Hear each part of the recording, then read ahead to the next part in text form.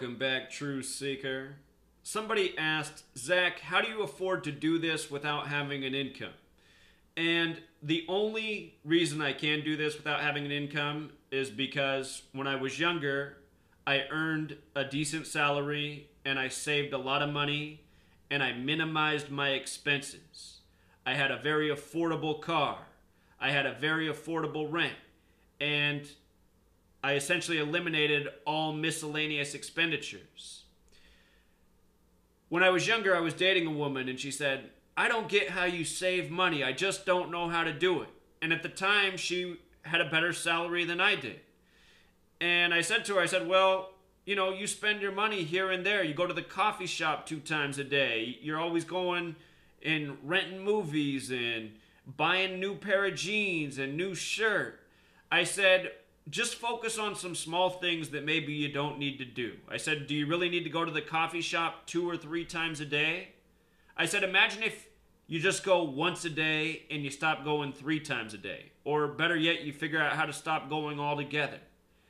I said, look, if you go twice a day and you spend $5 each time, which is what she was doing, you're spending $10 on coffee plus $1 on tax. So you're spending $11 5 days of the week.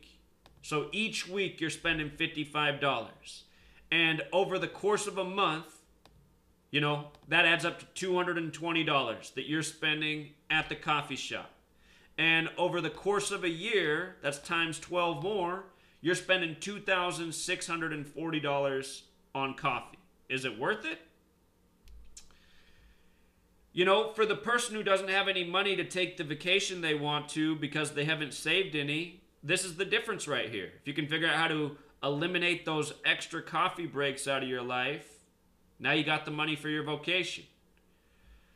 And then consider, if you do this over the course of 10 years, all of you are going to live 10 years as a working individual. If you save just that amount of money over 10 years, that accumulates to almost $30,000. So let's say you're out of high school, you're out of college, it doesn't matter. You're going to be around 30 years old after 10 years of working. And this is the age that a lot of people want to start looking for a house, If you've saved up $30,000 in a lot of places in this country, that's a favorable down payment on a house.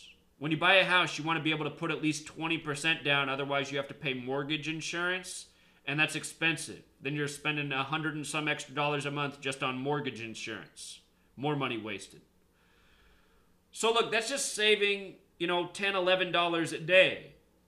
And in reality, most people can figure out how to save more than $10 or $11 a day based on how much money they spend. Imagine you're someone that goes out and gets 2 coffees a day, plus you pay for the expensive cable plan. I know all sorts of people who are broke who have all these channels they pay for in cable. Like their cable bill's $200 and some a month.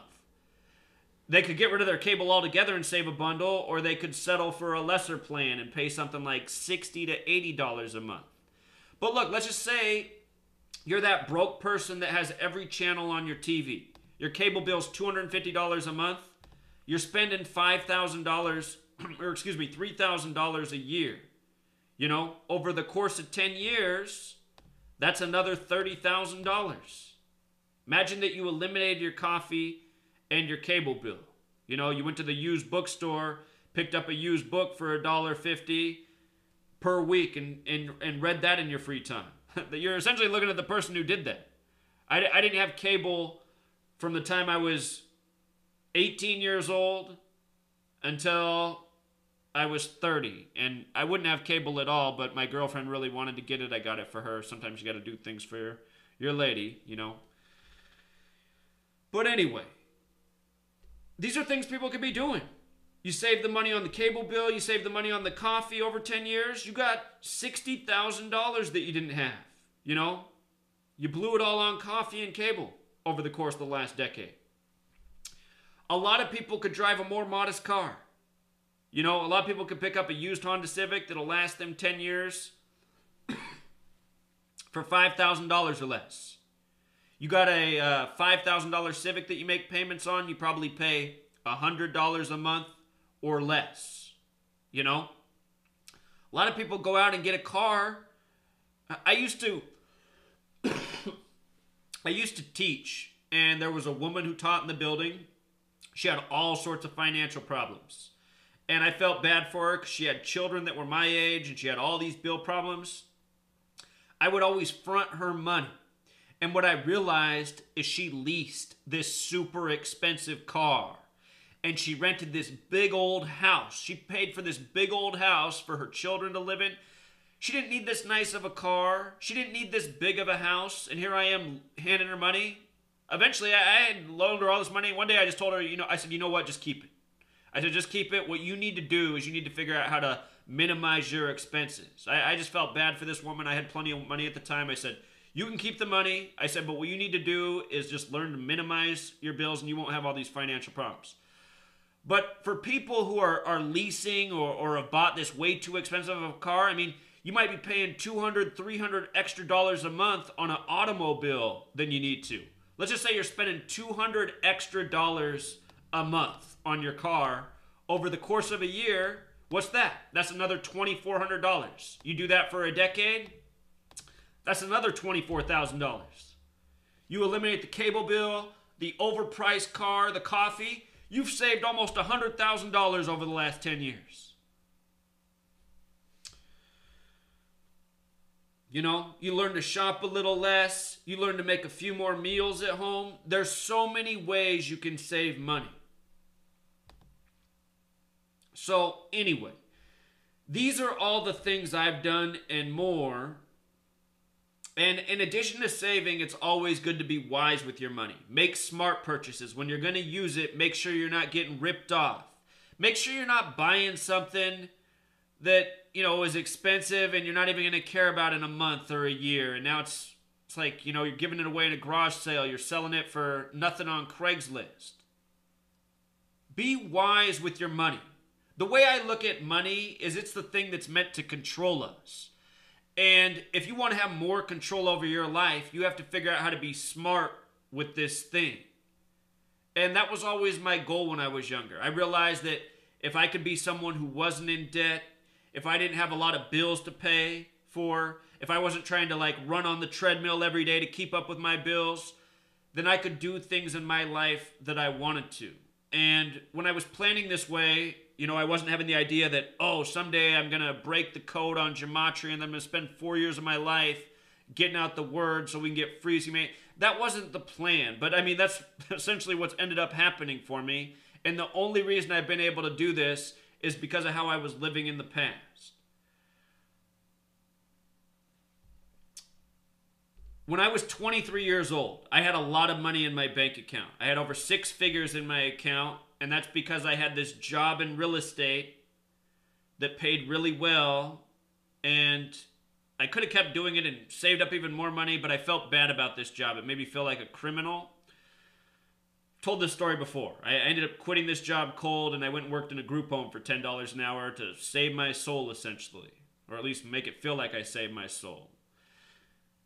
But anyway, I had all this money, and it allowed me to do things like pay for grad school without taking on loans and getting more debt. If you save money, it allows you to do things that will save you even more money. Had I gone to grad school and gotten loans, loans and interest make the bill way bigger. So I was able to minimize the cost of grad school. Also, because I had money saved up, it allowed me to buy a home and make it so that I had a very tiny payment on the home by putting down a significant chunk. Again, you want to be able to put down 20% on a home or more, because if you don't put down 20%, you got to pay mortgage insurance. I was able to put down way more than that, make my mortgage payment super tiny, and minimize the interest expense. And also, again, it's about being intelligent. If you're going to buy a home, research the market, the history of market values. I was working in real estate, so I understood a thing or two. And when I bought a home, I waited more than 5 years to buy the home. I saw that real estate values were going down, interest rates were going down. I waited until I thought it was about rock bottom. And I think I chose pretty well. I bought my home January 2012, got the best interest rate, got a rock bottom price. I just sold my home this past December for more than double what I paid for it in January 2012. You know? And again, all of these things only possible because I saved. Everyone can save money. You know? So, I just wanted to share this for the person like my ex-girlfriend who doesn't know how to save, who doesn't think it's possible. She did end up going to the coffee shop, and she did end up getting quite a bit of money in her bank account, because once she started saving there, she saw other places she could save. And, you know, a lot of people, they got this American idea, well, there's no point in having money if you're not spending it. That's something that's taught to you that's just idiotic wisdom, if you will. The point of money isn't to blow it on shit. Most people think that's the point of money. That's just so stupid. Money is to control you. And again, you want to flip that around. You want to make it so that money doesn't control you. And that's what I've been able to achieve. Still had to make money. Still had to be smart with it. But, you know, I have been here for 4 years now, not making an income from this, spending my time doing this with it. And I wouldn't recommend doing what I've done for the last 4 years to anyone, because I'm not sure that's been the smartest thing. But it's been a desperate man's attempt at getting the word out and what's wrong with this world. And that's just something that I'm personally passionate about. So I think I've made the point. Hopefully you can save some money. In the past, I've talked about shopping at discount grocery stores. You know, I think what you eat's really important. I'm not saying eat cheap and buy junk food and scrape by, but if you can find a discount grocery store, there's places that buy surplus from the larger stores and then they sell it for cheaper. So you can get that same organic food, but at a fraction of the price. It's another way to save money. I've always looked for things like that. Good deals. Ways to save extra. So we'll leave it there, Truth Seeker. Until next time.